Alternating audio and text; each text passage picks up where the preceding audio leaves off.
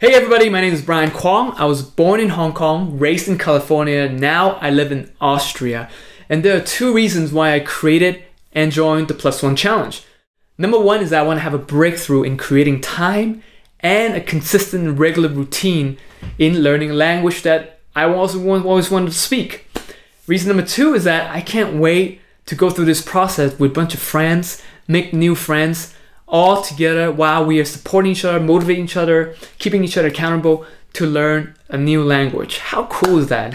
Japanese and German. Now for Japanese, I've been talking about wanting to learn to speak Japanese for years, and people who know me knows that.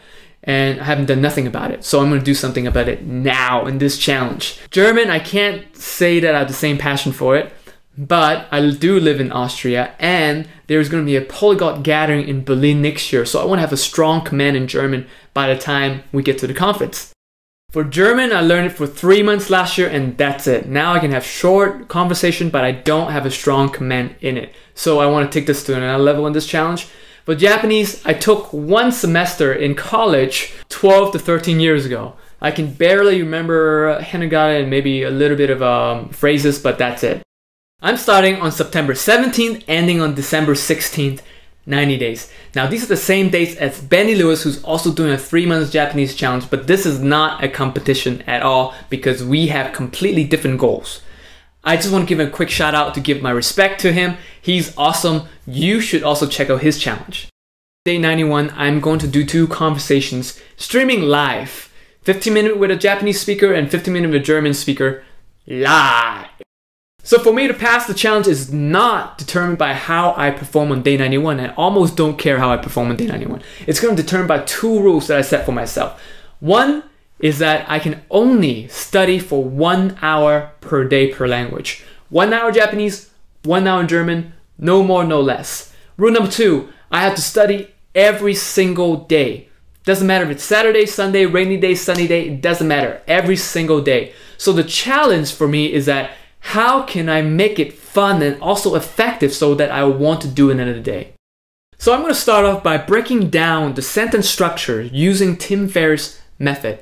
His method's in the link below. I'm going to make another video later and talk more about it. I'm also going to use the most frequently used vocab, create phrases using those sentence structures, and put it into Genius Plus, my memorization app.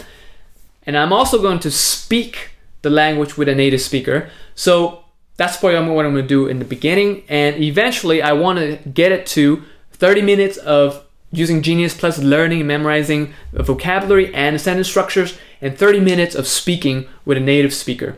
And if I'm bored or I want to try do something else, I'm going to mix it up with YouTube videos, podcasts, different things that I like to do, and things like that.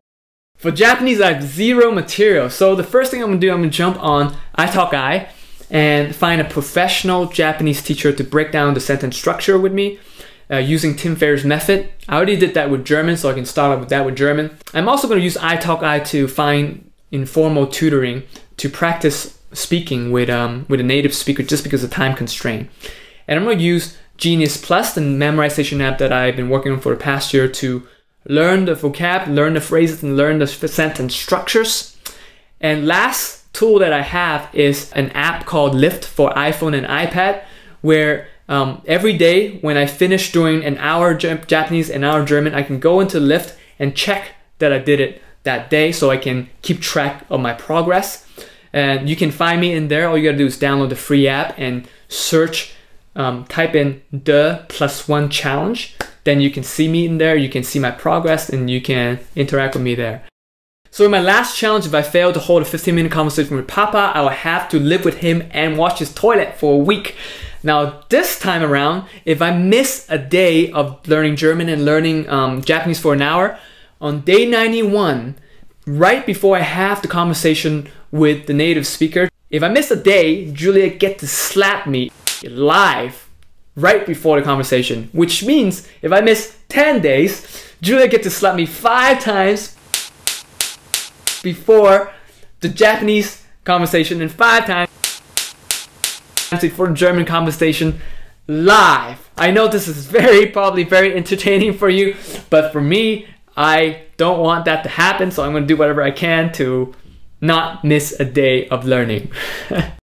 So I'm gonna make a video update every Thursday on this channel. So if you haven't already subscribed, please subscribe. And occasionally, I'm gonna share what I learned and also what I learned from other polyglots on this brand new site called Polyglot World. It's gonna be awesome, so go check it out. And finally, I wanna thank and acknowledge everybody who is participating in the +1 challenge.